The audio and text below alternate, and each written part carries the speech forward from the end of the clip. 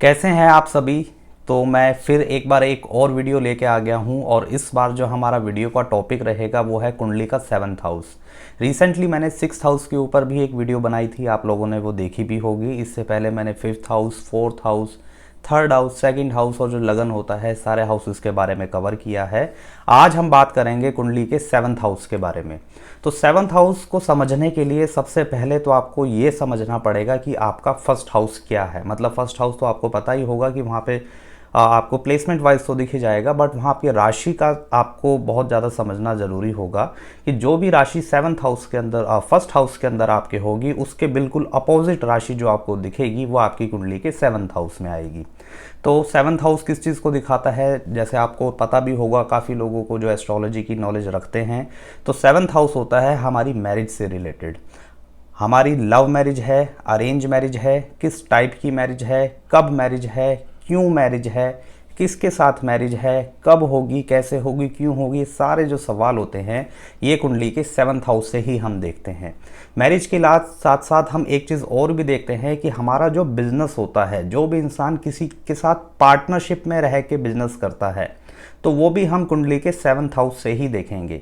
तो ये सारी चीज़ें पार्टनर के साथ भी अप्लाई होती हैं कि पार्टनर का नेचर कैसा रहेगा। लीगल पार्टनर, जो बिजनेस पार्टनर है, उसकी बात हो रही है कि पार्टनर का नेचर कैसा रहेगा, पार्टनर कहाँ से मिलेगा, पार्टनर के साथ रिलेशनशिप कैसा रहेगा, पार्टनर डिसीव तो नहीं करेगा, तो ये पार्टनर के साथ लॉन्ग टर्म रिलेशन रहेगा बिजनेस का या नहीं रहेगा। तो ये जो सारी चीज़ें हैं ये हम कुंडली के 7th हाउस से ही देख लेते हैं।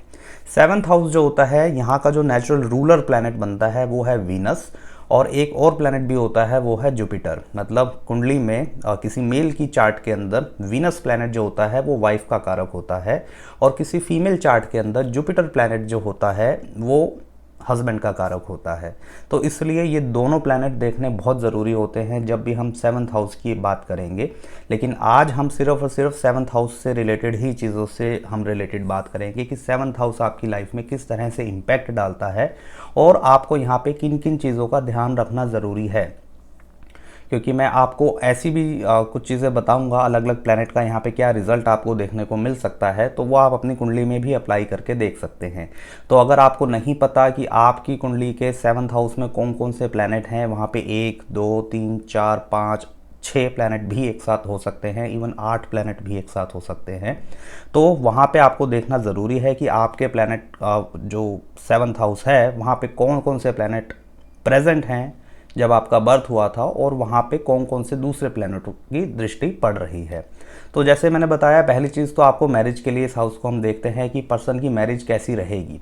मैरिज देखिए, आज की डेट पे 2-3 तरह से लोग मैरिज कर रहे हैं। एक तो लव मैरिज है, एक अरेंज मैरिज है, एक अपने कल्चर से अलग से जाके कहीं पे मैरिज होती है। मतलब पर्सन अगर साउथ में रहता है, उसकी जो पार्टनर है वो उनको नॉर्थ से मिल रही है। पर्सन अगर ईस्ट में है तो पार्टनर जो है हो सकता है कि वो वेस्ट से हो। तो ये एक बहुत ज़्यादा चीज़ें जो हैं वो बहुत डाइवर्सिफाई हो चुकी हैं आज की डेट पे मैरिज को लेके।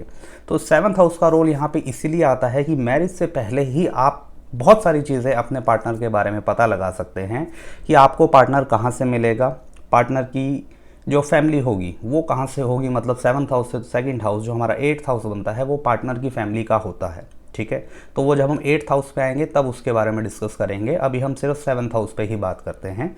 पार्टनर की हाइट कैसी होगी, लुक्स कैसी होंगी, एट्रीब्यूट्स कैसे होंगे, नेचर कैसा होगा, डोमिनेंट होगा या नहीं होगा, और पार्टनर अर्निंग होगा या नहीं होगा, ये भी हम 7th हाउस से ही देख लेते हैं। इसी के साथ आप ये भी मान के चलिए कि ये सारी की सारी चीज़ें जो मैंने आपको मैरिज से रिलेटेड बताई हैं, ये आपके बिजनेस पार्टनर के साथ भी लिंक होंगी। आपकी लाइफ के अंदर, आपके बिजनेस के अंदर जो क्लाइंट हैं उनसे आप डील कैसे करोगे, ये भी आपकी कुंडली के 7th हाउस से ही पता लगता है। 7th हाउस आपको ये भी बता सकता है कि आपको पूर्ण होने के लिए किन किन चीज़ों की, किन किन टाइप के लोगों की ज़रूरत है। क्योंकि ये जो हाउस होता है ये लगन से बिल्कुल अपोजिट होता है। तो जब जो भी हाउस जिस भी हाउस से अपोजिट होगा वो उसका पूरक होता है। फर्स्ट हाउस अगर हम खुद हैं, जो लगन है अगर हम वो खुद हैं, तो जो 7th हाउस होता है वो हमारे पार्टनर का है, जिसके साथ मिल के यूनियन करके हम अपनी लाइफ को पूर्ण कर पाते हैं। तो जो 7th हाउस, इसीलिए हम इसको इम्पोर्टेंट मानते हैं कि एक इंसान की इससे पूर्णता जीवन के अंदर देखने को मिलती है, ठीक है। हमारा सोशल इंटरेक्शन कैसा होगा, हम एक्सट्रोवर्ट होंगे, इंट्रोवर्ट होंगे, सोसाइटी के साथ हमारा कैसे तालमेल रहेगा, अलाइनमेंट रहेगा, ये जो सारी चीज़ें हैं ये भी हम कुंडली के 7th हाउस से ही देख लेते हैं, ठीक है। किसी की भी लाइफ में सेक्सुअल जो डिज़ायर्स होती हैं वो भी हम कुंडली के 7th हाउस से ही देखते हैं, चाहे वो मेल है या फीमेल, कितना स्ट्रॉन्ग उनका जो है सेक्सुअल अट्रैक्शन है अपोजिट जेंडर की तरफ, तो ये भी हम 7th हाउस से देख सकते हैं। और इन चीज़ों से रिलेटेड जो डिजीज़ होती हैं, जो प्रॉब्लम्स होती हैं, वो भी कुंडली के 7th हाउस से ही जो है काफ़ी हद तक उसके बारे में देखा जा सकता है कि अगर किसी को किसी टाइप की प्रॉब्लम है या नहीं है तो वो सारी चीज़ें उसी के अंडर आ जाती हैं, क्योंकि ये जो एरिया होता है 7th हाउस का, ये जो स्पेसिफिक एरिया है, यहाँ से जो बॉडी पार्ट्स कवर होते हैं वो भी कहीं ना कहीं सेक्सुअल ऑर्गन से रिलेटेड होते हैं, चाहे वो मेल है या फीमेल है, दोनों के लिए सेम रहता है, ठीक है। और आप ये भी मान सकते हैं कि 7th हाउस से रिलेटेड वो लोग, मतलब 7th हाउस जिस तरह का स्टेटस होगा आपको लाइफ के अंदर वैसे ही लोग पसंद आएंगे। मान लीजिए यहाँ पे अलग अलग प्लैनेट की जब अलग अलग सिचुएशन आएगी तो आपको देखने को मिलेगा कि मेरा जो बाय डिफ़ॉल्ट लोगों के साथ जो तालमेल बनता है, लोगों के साथ जो अलाइनमेंट होता है, वो वैसे ही लोगों के साथ होता है जो कुंडली के 7th हाउस से रिप्रेजेंट कर रहे हैं। तो ये एक बहुत अच्छा एक प्लस पॉइंट होता है कि किसी के साथ जब आप कोई यूनियन कर रहे हैं, चाहे वो मैरिज है या बिजनेस है, उसके बारे में अगर आपको पहले से कुछ इंसाइट्स मिल जाती हैं तो आपको उनके साथ डील करना, उनके साथ अलाइन होना, उनके नेचर को समझना, उनके साथ एक लॉन्ग टर्म कमिटमेंट बना के रखना, ये एक बहुत ज़्यादा इंपॉर्टेंट फैक्टर है लाइफ में आगे ग्रोथ करने का। तो ये इसलिए ज़रूरी होता है। अब यहाँ पे अगर कोई मेलेफिक प्लैनेट आ जाता है तो उसका रिजल्ट भी मेलेफिक ही मिलता है। 7th हाउस जो होता है ये हमारे केंद्र हाउसेस के अंदर 3rd हाउस हम इसको मानते हैं। केंद्र हाउसेस होते हैं हमारा 1st house, 4th house, 10th house और 7th हाउस। तो ये जो 4 हैं हमारे पिलर होते हैं। 1st हाउस हम खुद हो गए, 7th हाउस हमारा स्पाउस हो गया, ठीक है, या हमारा बिजनेस हो गया, 4th हाउस हमारा घर हो गया या हमारी मदर हो गई, 10th हाउस हमारे फादर हो गए या हमारा काम हो गया, काम करने का तरीका हो गया। एक हमारे एक सोसाइटी के अंदर जो इमेज होती है वो भी हम 10th हाउस से देखते हैं, उसके लिए 7th हाउस का लिंक भी ज़रूरी है। तो ये सारे जो हैं 4 पिलर हैं किसी की भी इंसान की लाइफ के, तो इसी वजह से इसको केंद्र हाउसेस बोला जाता है, मतलब ट्राइन हाउसेस नहीं, केंद्र हाउसेस, सेंटर हाउसेस इनको बोला जाता है। अब यहाँ का जो प्लैनेट होगा उससे राजयोग भी देखा जाता है।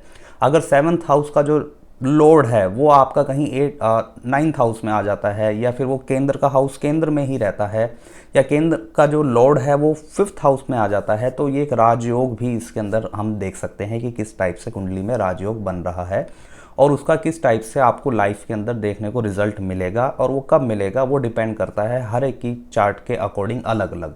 अगर आपकी दशा सपोर्ट कर रही है और उसी के साथ जो ट्रांजिट है वो भी सपोर्ट कर रहा है तो इसके अंदर एक बहुत अच्छा रिजल्ट आपको लाइफ में देखने को मिल सकता है।